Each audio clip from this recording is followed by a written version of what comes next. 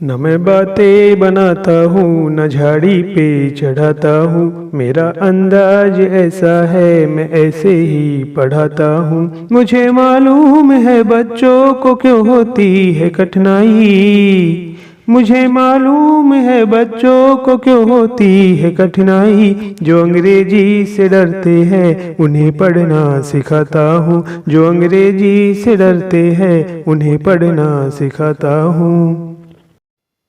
Hello बच्चों, welcome to our channel ESG magical. आज का कंटेंट देखिए, बहुत ही शानदार है, बहुत ही मज़ेदार है और बहुत ही इम्पोर्टेंट भी है। ठीक है, कैसे हम पैसेज के क्वेश्चंस का राइट आंसर लिखेंगे ये जानने वाले आज के पैसेज में, और पैसेज भी हल करेंगे। ओके बच्चों, तो आप देखिए अपनी स्क्रीन पर क्या है, टेबल दिखाई दे रही है, आप देखिए समझ में आ रहा है। चलो इसको मैं एक्सप्लेन करता हूँ। ओके, वन बाय वन, एक एक पॉइंट को। These are important points to write correct answer of a passage. Number 1, यदि प्रश्न डू के साथ आया है तो उत्तर लिखते समय डू को हटाकर वर्ब की फर्स्ट फॉर्म लिखेंगे। ओके बच्चों, जैसे प्रश्न देखिए, आप प्रश्न से समझिए, क्वेश्चन से, वेयर डू दे लिव, वे कहाँ रहते हैं, तो आप आंसर देंगे दे लिव इन जयपुर, वो जयपुर में रहते हैं। तो देखिए यहाँ पे डू के साथ आया था क्वेश्चन हमारा, तो हमने इसका उत्तर लिखा है लिव के साथ, डू को हटा दिया ना, तो यहाँ पे डू को हटा करके, क्योंकि ये सिंपल प्रेजेंट का अफर्मेटिव सेंटेंस बनता है आंसर लिखते समय। Okay, and if question comes with does then we write our answer with first form plus SES। Okay, और अगर हमारा प्रश्न डज के साथ आता है, यानी प्रश्न में डज दिया हुआ है, तो फिर हमारा उत्तर हम वर्ब के फर्स्ट फॉर्म में S या ES जोड़ करके लिखते हैं। क्वेश्चन से समझते हैं। देखिए, when does she go to her house, वह उसके घर कब जाती है। इसका आंसर लिखा है she goes to her house on Sunday, वो संडे को घर जाती है। ओके बच्चों, तो आपको समझ में आया। क्वेश्चन देख करके, प्रश्नों से आपको अच्छे समझ में आएगा, इसलिए इन प्रश्नों को ध्यान से आप देखें, प्रश्न और उत्तरों को। ओके, नाउ पॉइंट 2, डिड अगर आता है हमारे क्वेश्चन में, तो डिड को हम उत्तर लिखते समय डिड को हटा करके वर्ब की सेकंड फॉर्म में हमारा उत्तर लिखते हैं। ओके, तो जैसे ये क्वेश्चन देखिए, where did Ritesh go yesterday, Ritesh कल कहाँ गया था, तो आंसर क्या लिखा गया है, Ritesh went to his friends home yesterday, वो कल उसके दोस्त के घर गया था। तो यहाँ पे हमने गो का वेंट लिखा है, सेकंड फॉर्म में उत्तर लिखा है। ओके बच्चों, now third, when question comes with do, does और did plus subject plus not and you have to write negative answer, then answer will be do, does, oblique did plus note plus verb की first form always। समझ में आया आपके ये बात।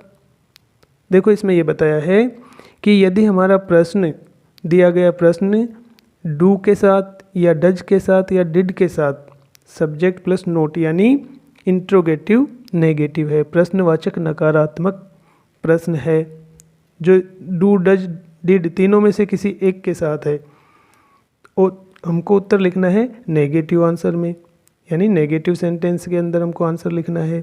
तो हम क्या करेंगे, डू डज डिड जो भी है वो का वही रहेगा, उसके साथ में नोट लगाएंगे और वर्ब की फर्स्ट फॉर्म जोड़ते हुए लिखते हुए हमारा उत्तर लिखेंगे। ओके, अंडरस्टैंड, समझ में आ गई ना आपके।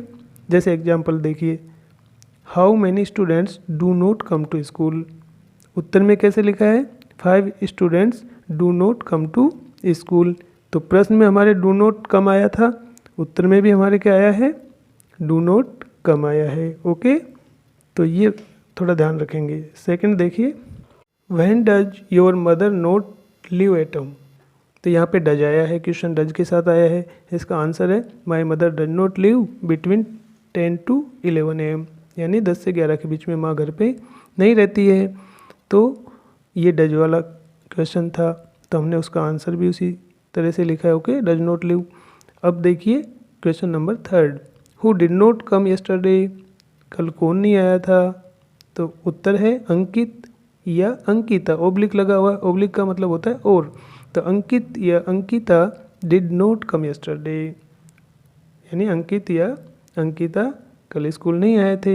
ओके, तो यहाँ पे हमने डिड के साथ क्वेश्चन का आंसर समझा। Okay, now point number 4।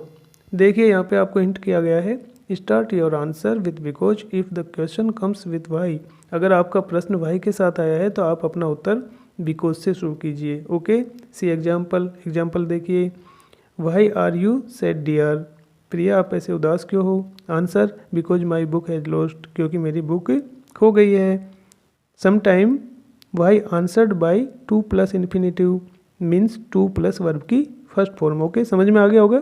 मैंने बहुत ईजी इंग्लिश लिख करके आपको समझाने का प्रयास किया है। ऐसा कुछ भी नहीं है कि आपको समझ में नहीं आए, बस थोड़ा सा ध्यान से आप देखेंगे, सुनेंगे और कोशिश करेंगे, अपनी प्रैक्टिस करेंगे तो बिल्कुल समझ में आ जाएगा। और मैं आपको एक एक चीज़ समझा भी रहा हूँ, ठीक है ना। तो इसमें आपको बताया है कि आपको बिकॉज से अपना उत्तर लिखना है, ठीक है ना। जब आपका कोई क्वेश्चन ऐसा दिया हो जो वाई से आ रहा है तो उसका आंसर बिकॉज से आएगा।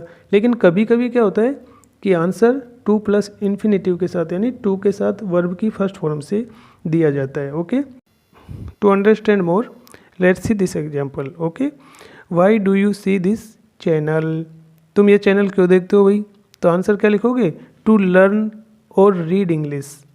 आई या वी, आई और वी, सी दिस चैनल मतलब इंग्लिश को पढ़ने के लिए, लर्न करने के लिए। अब लर्न को क्या बच्चे कम समझते हैं, इसलिए मैंने रीड ब्रैकेट में दिया है कि अंग्रेजी पढ़ने के लिए हम ये चैनल देखते हैं या मैं ये चैनल देखता हूँ। ओके बच्चों, नाउ नेक्स्ट पॉइंट देखिए, इफ़ देयर और when clauses comes in the questions. अगर आपके प्रश्न में देयर आया है या व्हेन क्लोज आया है then answer should be started with there और व्हेन क्लोज। ओके, तो आपका उत्तर भी देयर या व्हेन क्लोज से शुरू होगा। क्वेश्चन में देयर लास्ट में हो सकता है, ठीक है ना, व्हेन बीच में हो सकते हैं, लास्ट में हो सकते हैं, लेकिन आप अपना उत्तर इनको फर्स्ट में ला करके शुरू कीजिए, देयर और व्हेन क्लोज को। व्हेन क्लोज से मतलब व्हेन के साथ जो क्लोज लिखा होता है, जो वाक्य लिखा होता है, उसको आप आगे ले आइए। ओके, जैसे एग्जाम्पल से समझिए, सी एग्जाम्पल। क्वेश्चन देखिए, how many students are there in your class. आपकी क्लास में कितने स्टूडेंट्स हैं। तो आप बोलोगे there are 72 students in our class. अगर 72 है तो 72 जो भी आपके एक्यूरेट नंबर है वो आपको बताने होते हैं, ठीक है ना। तो ये हमने देयर आर से अपना आंसर लिखा है। ओके, नेक्स्ट देखिए, what were they doing when you reach there. जब आप वहाँ गए, पहुँचे, तो वो क्या कर रहे थे। तो आंसर में हमने वहन से शुरू किया है, वहन आई और वी मैंने दोनों लिखा है क्योंकि ये उत्तर आप आई से भी दे सकते हो, वी से भी दे सकते हो। तो वहन आई और we reach there they were playing, वो खेल रहे थे। ओके गाइज, तो ये थे कुछ इंपॉर्टेंट पॉइंट्स। अब हम पैसेज हल करेंगे, तो आइए करते हैं पैसेज हल। पैसेज हल करने के लिए क्या बोला था लास्ट वीडियो में, किन बातों का ध्यान रखना है, बिल्कुल रखना पड़ेगा। If you want to write correct answer. Okay, तो सबसे पहले पढ़ेंगे क्वेश्चंस। ओके, तो ये रहे क्वेश्चंस आपकी स्क्रीन पर। अरे बच्चों, ये तो क्वेश्चन सब WH वर्ड से आए हुए हैं यार। इसका मतलब WH वर्ड बहुत काम की चीज़ है। आप लास्ट वीडियो को फिर से एक बार देख लीजिएगा। ओके, और अच्छे से इनको समझ लेना, ये हमारे बहुत काम की चीज़ है। तो शुरू करते हैं। Question number 1। क्वेश्चन नंबर 1 क्या कहता है, what is the most useful social tool of all. यानी यहाँ हमें वाट का आंसर लिखना है और the most useful social tool of all को माइंड करना है। ओके, यहीं इसके आगे का जो सेंटेंस का पार्ट होगा वो वाट की जगह पर फिट हो जाएगा और आपका answer complete. Okay, now question number 2 देखिए। Second, what is the valued gold coin for conversation. What का आंसर चाहिए हमको और ये कहाँ मिलेगा, ये मिलेगा आपको the valued gold coin for conversation के पहले। तो देखिएगा पैसेज पढ़ते समय। Okay, number 3, why is the sincere compliment losing its brightness nowadays. तो वाई का आंसर चाहिए भैया, कारण पूछ रहा है आपको कि क्यों कॉम्प्लीमेंट लूज हो रहे हैं, है ना, ब्राइटनेस कम हो रही है। तो कारण मिलेगा आपको पैसेज में, जहाँ पे भी आपको ये ब्राइटनेस नाउअडेज का लगे उसके आगे कहीं न कहीं ये बात आपको बताई गई है। ओके, तो माइंड करेंगे आप इसको। Number 4, what is a true compliment. What का आंसर चाहिए और ध्यान में रखना पड़ेगा आपको ट्रू कॉम्प्लीमेंट। ओके, चलो पांचवा देखिए, व्हाट इज फ्लैटरी। बेटा फ्लैटरी को ध्यान में रखना, वैसे भी ये खतरनाक चीज़ होती है, चापलूसी बहुत। Okay, 6, how does a compliment differ from flattery. यहाँ पे भी कॉम्प्लीमेंट डिफर फ्रॉम फ्लैटरी को आपको फोकस करना है और पैसेज में पढ़ते समय ध्यान देना है। ओके, नंबर 7 देखिए, write the main quality of a good compliment. तो गुड कॉम्प्लीमेंट को आप ध्यान में रखिएगा। Number 8, when should we pass a good compliment. यहाँ पे भी गुड कॉम्प्लीमेंट आया है, इसको भी आप माइंड कीजिएगा। ओके, क्वेश्चन नंबर 9 कहता है, choose from the passage that is opposite to moderate. Moderate का मीनिंग क्या होता है पता है आपको? मध्यम या औसत दर्जे का या नियंत्रित।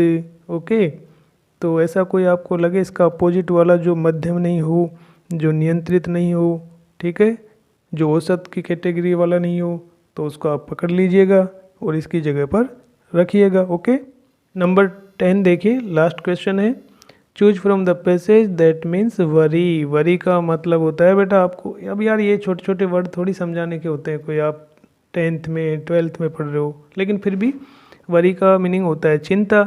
अब चिंता के लिए पैसेज में आपको कोई दूसरा वर्ड दिया हुआ होगा, ठीक है ना, तो आप देखिएगा उसको और उसको यहाँ पे वरी की जगह पे अपने आंसर में सबमिट करेंगे। Okay, now we read the passage. तो बच्चों पैसेज को रीड करते समय क्या ध्यान रखना आपको, जो क्वेश्चंस अभी आपने पढ़े हैं उनमें जो वर्ड्स आए हैं, ठीक है, जो मैंने आपको माइंड करने के लिए बोला है, उनको आप ध्यान में रखिएगा, तो आपको आंसर्स ढूंढने में आसानी रहेगी। ओके, तो now start passage. Okay, real praise, the sincere compliment is probably the most useful social tool of all. देखो मैंने बोला था आपको यहाँ पे the most useful social tool of all आ रहा है, तो ये आया हमारे पहले प्रश्न में आया है, what is the most useful social tool of all. तो देखो आपको व्हाट का उत्तर मिलेगा यहाँ पे, ढूंढिए कहाँ से लिखना है, हम लिखेंगे रियल प्रेज से। तो real praise the sincere compliment is the most useful social tool of all. Okay, is के साथ जो क्वेश्चन का पार्ट है जो लिखा हुआ है क्लोज, वो आपको ऐसे के एज इट इज रखना है और क्वेश्चन मार्क को हटा देना है। ओके, तो आपने देखा व्हाट का उत्तर कैसे लिखेंगे हम, व्हाट की जगह पर हम जो मैटर होता है उसको जोड़ करके और आगे हेल्पिंग वर्ब से क्वेश्चन वाले पार्ट को एज इट इज रखते हैं, क्वेश्चन मार्क को हटा देते हैं। ओके बच्चों, नेक्स्ट देखिए, it's the valued gold coin for conversation. अरे बच्चों दूसरा प्रश्न देखो एक बार, what is the valued gold coin for conversation, यही तो पूछा है, ठीक है ना। तो देखते हैं सेंटेंस को वापस एक बार फिर, इट्स, इट्स को आपको, ये प्रोनाउन है इट, और इट से हम अपना आंसर लिख नहीं सकते, हमको लाना पड़ेगा नाउन। नाउन मिलेगा हमको इसके अगले वाले सेंटेंस में, तो चलते हैं अगले सेंटेंस के पास। अच्छा हाँ, ये रहा, the sincere compliment is the valued gold coin for conversation. It's okay, अब आपका आंसर एकदम परफेक्ट हो गया है, ठीक है। अब हम आगे पढ़ते हैं, yet today it is in danger of losing its brightness for it is greatly misused and not properly exchanged. अरे यहाँ भी हमको आंसर मिल रहा है, देखिए हमारा थर्ड क्वेश्चन क्या है, why is the sincere compliment losing its brightness nowadays. चलो मिल गया इसका उत्तर। तो बच्चों देखिए क्वेश्चन नंबर 3 में वाई आया है और वाई पूछता है रीजन, कारण, काजेज। ओके, तो हमारा आंसर मिलेगा हमको पैरा फर्स्ट, देखिए लास्ट में जो अभी पढ़ा हमने लास्ट, तो लूजिंग इट्स ब्राइटनेस, ये तो हमारा क्वेश्चन में है। अब इसका कारण क्या है, लूजिंग ब्राइटनेस का कारण क्या है, अगला सेंटेंस देखिए, for it is greatly misused and not properly exchange. ये ग्रेट मिस यूज की वजह से और प्रॉपर एक्सचेंज नहीं करते हम बातों को, कॉम्प्लीमेंट्स को, इसलिए ये सब हुआ है। तो इसका आंसर लिखेंगे हम, because it is greatly misused and not properly exchange, so it is losing its brightness. Okay बच्चों, आगे चलते हैं, para number 2, what is a true compliment. अरे क्वेश्चन ये तो आया है ना अपने क्वेश्चन भी, what is a true compliment, बिल्कुल, तो इसका आंसर भी जरूर आएगा। आगे देखिए, it's one that benefits both giver and receiver, ये लो मिल गया आंसर। तो क्या होता है ट्रू कॉम्प्लीमेंट, क्या होता है true compliment is that benefits both giver and receiver. तो हमारे चौथे नंबर का जो आंसर है वो भी हमको मिल गया है। अब हम बढ़ते हैं आगे। Once a painter and his young assistant were painting our house. The older man was wearing shiny new shoes. As the man started painting skillfully, my father-in-law said to the boy, "Son, when you can show up on the job to paint a house wearing new shoes, you will be the master of your trade." Para number 3 देखिए, The painter smiled and did the best job. We all like to have our sense of personal worth built up or pointed out. And when one expert adds to another's sense of dignity and speaks favorably of his skill, he is offering a compliment of the highest and rarest kind. अरे बच्चों क्या हुआ, अब तो अपना यार खाली जा रहा है सारा पैरा। कोई आंसर मिला ही नहीं, चलो आगे चलते हैं, मिलेगा आगे। A compliment differs from flattery in that it is objective and is given without thought of gain. देखो आ गया ना फ्लैटरी, आया अपने क्वेश्चन नंबर 5 में। देखिए व्हाट इज फ्लैटरी, तो इस फ्लैटरी को पकड़ के रखिएगा, ठीक है ना। इसका परफेक्ट आंसर देखते हैं, आगे पढ़ते हैं। और flattery is often merely lip service और excessive praise given for motive other than expressed. देखो यहाँ पे हमें 2-3 प्रश्नों के उत्तर मिलने वाले हैं, ठीक है ना। देखो फ्लैटरी क्या पूछ रहा था, what is flattery. What is flattery का आप व्हाट की जगह पे क्या लिखोगे, आप लिखोगे flattery is often merely lip service और excessive praise given for motive other than expressed. Okay बच्चों, ये हो गया आपके क्वेश्चन नंबर 5 का आंसर। तो बच्चों आपने नोटिस किया एक वर्ड आया है एक्सेसिव। एक्सेसिव मीन्स ज़्यादा, अनलिमिटेड, ठीक है। तो हमको चाहिए था मॉडरेट का अपोजिट। क्वेश्चन नंबर 9 पूछ रहा है हमसे, तो आप एक्सेसिव को नोट कर लीजिए, ठीक है ना। ये हो गया आपके क्वेश्चन नंबर 9 का आंसर, ठीक है। अब आगे पढ़ते हैं। The greatest efforts of the human race have always resulted from the love of praise. This should be inspired in childhood. The wise parents make it a point to compliment a child who deserves it.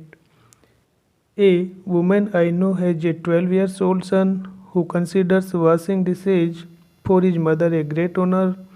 One night while washing a large dish, it slipped and crashed on the floor. Then his mother said, "You know, Robert, of all the times you have washed the dishes for me, this is the first time you dropped one." Anxiety left the boy's face and he smiled. As one psychologist advises, praise virtue and you will find few vices criticize. तो बच्चों देखा क्या जवाब दिया Robert ने अपनी मम्मा को, कि मनोवैज्ञानिक साइकोलॉजिस्ट क्या एडवाइस देते हैं, गुणों को प्रेज करो ना, और ये जो वाइसेज है, छोटी छोटी बुराइयां है, उनको लोग ढूंढते हैं क्रिटिसाइज करने के लिए। तो बच्चे के चेहरे से कोई चिंता का भाव नहीं था, एंग्जाइटी आया ना, एंग्जाइटी लेफ, ये एंग्जाइटी चाहिए था हमको, क्योंकि हमसे वरी का सिमिलर पूछा है। तो वरी यानी चिंता और एंग्जाइटी यानी भी होती है चिंता। तो आपको एक और प्रश्न का उत्तर मिल गया। ओके, क्वेश्चन नंबर 10 का आंसर आपका हो गया है। अब पढ़ते हैं आगे। There is an art in this giving of compliments, thus the good compliment is always to the point and timings is important. बच्चों गुड कॉम्प्लीमेंट आया है, हमारे क्वेश्चंस आए हुए हैं इससे, गुड कॉम्प्लीमेंट से रिलेटेड। चलो देखते हैं, एक बार पैरा को पूरा करेंगे। Don't wait too long to tell a person what a good talk he gave और how well he cut your grass, but don't do it immediately when he is expecting it either. Wait then when he thinks you may have forgotten pass the praise. Okay बच्चों, तो देखिए good compliment से related question कौन सा है, number 7, write the main quality of a good compliment. तो बच्चों good complement यानी क्वालिटीज देखनी हमको गुड कॉम्प्लीमेंट की, जो हमारे आई है। The good compliment is always to the point and timing is important, that is correct. तो आप लिख दीजिए अपना आंसर। ओके, अब देखिए number 8, when should we pass a good compliment. तो चलो इसका उत्तर भी हमको मिलेगा यहाँ पे। कैसे लिखेंगे इसका answer? We should not pass a good compliment immediately when he is expecting it. ठीक है, वी शुड वेट, हमको इंतज़ार करना चाहिए। लास्ट वाले उसमें आया ना, सेंटेंसेज में आए, लास्ट वाले सेंटेंस है 2, उनमें ये आया है, आप देखिए यहाँ पे। ओके, तो इस प्रकार से आपको अपना आंसर कंप्लीट करना है। ओके बच्चों, तो ये हो गया आपके आंसर्स। कोई बचा तो नहीं ना? देखो आपको मॉडरेट का बता दिया, वरी का भी बता दिया, तो अब क्या बचा है? शायद कंप्लीट हो गए। ओके, तो कैसा लगा आज का कंटेंट? समझ में आया आपको? पैसेज हल करना बड़ा आसान होता है, बस ट्रिक्स अच्छी होनी चाहिए, हमारी टेक्निक अच्छी होनी चाहिए। जो मैंने आपको बताई है आप ध्यान रखिएगा। अब इसी ट्रिक से, इसी टेक्निक से आपको प्रैक्टिस करते रहना है। ओके बच्चों, तो आज का वीडियो वैसे भी बहुत लंबा हो गया है, ठीक है, लेकिन आपके फ़ायदे के लिए मैं अपना टाइम भले ही और भी देना पड़ेगा तो और बढ़ाऊँगा, कोई दिक्कत नहीं है, ठीक है। लेकिन आप बस अपना ख्याल रखिए और पढ़ते रहिए मन लगा करके। ओके, देखते रहिए हमारे वीडियोज़। अब जल्दी से आप हमारे चैनल को सब्सक्राइब कर ले, ठीक है, लाइक कमेंट करें, शेयर करें और बेल आइकन को प्रेस करें, तभी तो ये गाड़ी चलेगी आगे यार। ठीक है, आपके लिए तो कर रहे हैं सारी मेहनत ये। ओके बच्चों, अच्छा लगता होगा, मुझे उम्मीद है आगे आगे और सुधार करेंगे। ठीक है, now take care, bye bye.